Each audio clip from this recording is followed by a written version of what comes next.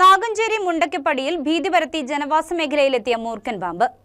നാഗഞ്ചേരി മുണ്ടക്കപ്പടിയിൽ പാലത്തിന്റെ അടിയിലായാണ് മൂർഖനെ കണ്ടെത്തിയത്. നാട്ടുകാർ വിവരമറിയിച്ചതിനെ തുടർന്ന് മേയ്ക്കപ്പാല വക്കുവള്ളി ഫോറസ്റ്റ് ഓഫീസിൽ നിന്ന് റെസ്ക്യൂവർ ബിജു സ്ഥലത്തെത്തിയാണ് പാമ്പിനെ പിടികൂടിയത്.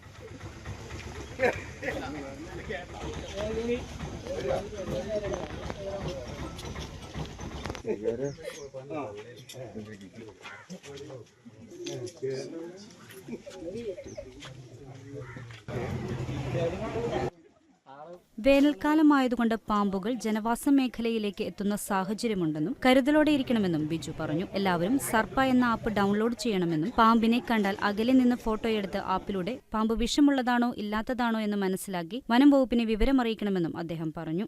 നമുക്ക് ഇങ്ങനെ കിട്ടുന്ന ഇപ്പോൾ വേനൽക്കാലം ആയതുകൊണ്ട് തന്നെ പാമ്പുകൾ മിക്കവാറും പുറത്തിറങ്ങി ഇങ്ങനെ നമ്മുടെ ജനവാസ മേഖലയിലേക്ക് വരേണ്ട ഒരു സാഹചര്യം ഉണ്ടായിട്ടുണ്ട്. അപ്പോൾ അത് നിങ്ങൾ സർപ്പ എന്ന് പറഞ്ഞൊരു ആപ്പുണ്ട്. ആ ആപ്പ് നിങ്ങൾ പറ്റുന്നുണ്ടെങ്കിൽ എല്ലാവരും കയ്യിലും മൊബൈൽ ഫോണൊക്കെ ഉള്ള സ്മാർട്ട് ഫോണുള്ളതാണ്. ആ ആപ്പ് ഇൻസ്റ്റാൾ ചെയ്യുക.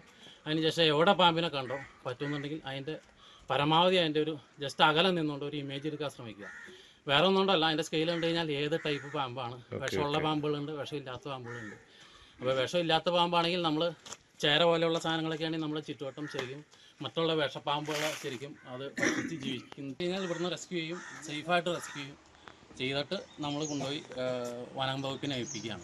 അവർ അത് ശരിക്കും ഉൾവനത്തിലേക്ക് ഈ പാമ്പിനെ പിന്നീട് വനത്തിൽ തുറന്നുവിട്ടു. News desk KCV news.